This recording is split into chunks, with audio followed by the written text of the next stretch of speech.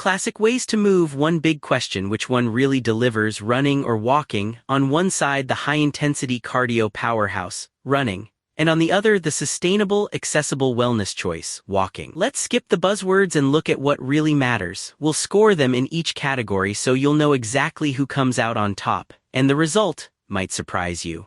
Here's a quick mind map of all the categories we'll look at.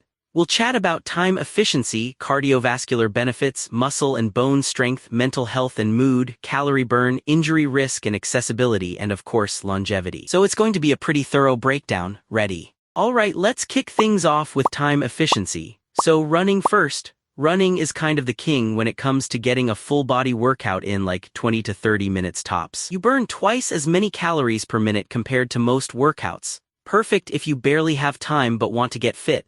But heads up, you do end up needing more recovery time, and since you're pushing hard, there's a bit more injury risk packed into those shorter sessions. Now with walking, it's way more flexible. You can squeeze it in anytime, anywhere, and you don't really need any sort of special recovery plan afterward. But you have to commit to longer blocks of time to see the same results, like sometimes 3 or 4 times longer than a quick run. So for time efficiency, running snags the win here easily. Now let's talk about cardiovascular benefits. Running comes out swinging, massive boosts to your VO2 max, your heart and lungs end up way stronger, and you actually see those cardio gains pretty quickly. Downside, for beginners, it can feel kind of intense at first, almost too much. Walking though, do not sleep on it because walking really does wonders for your heart health, especially if you pick up the pace a bit. It's much gentler to start with, and honestly most people can stick with it longer. The trade-off is, those peak cardio gains take longer to show up. Still, running just takes the edge for cardio, but walking isn't far behind.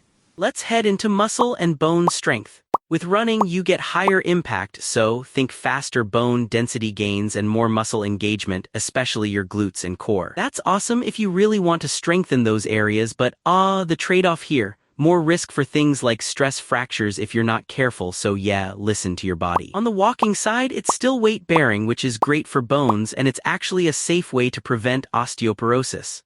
Plus, way less injury risk. But you won't get as much muscle activation as running unless you're like power walking hills every day. Here, running stands out again for building muscle and bone quickly. Oh, and here's something cool. Did you know a 5-minute run actually provides the same longevity benefits as a 15-minute walk? But walking has a secret weapon: it keeps your cortisol, your main stress hormone, way lower. Pretty wild, right? Alright, shifting gears to mental health and mood. Now, both of these are superstars here. Running gives you that crazy rush of endorphins, you know, the runner's high everyone talks about, so you might feel a bigger mood boost right away, plus super clear mental focus afterward. But real talk, running can feel overwhelming for beginners, which can actually be stressful to start.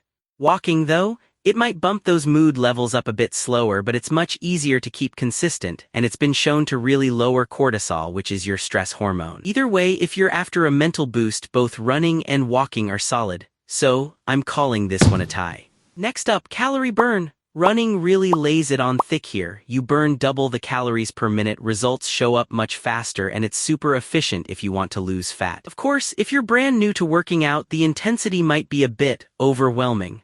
Walking, meanwhile, is still effective. Like honestly, a lot of weight loss transformations start with just consistent walking. You'll need to walk longer sessions to rack up the same calorie burn though, so don't expect super fast progress. Still, it's great if you want something you can keep doing for years, but for pure calorie burn, running takes it.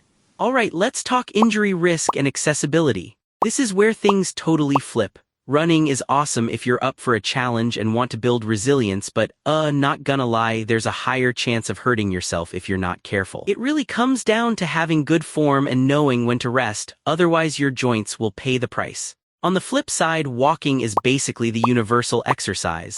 Lower injury risk, proven, not just hype. Anyone can start, whether you're a total beginner, a senior, or coming back from an injury. It's straightforward, low pressure, and actually really safe. So, if you want easy entry and to avoid most injuries, walking wins this round by a landslide.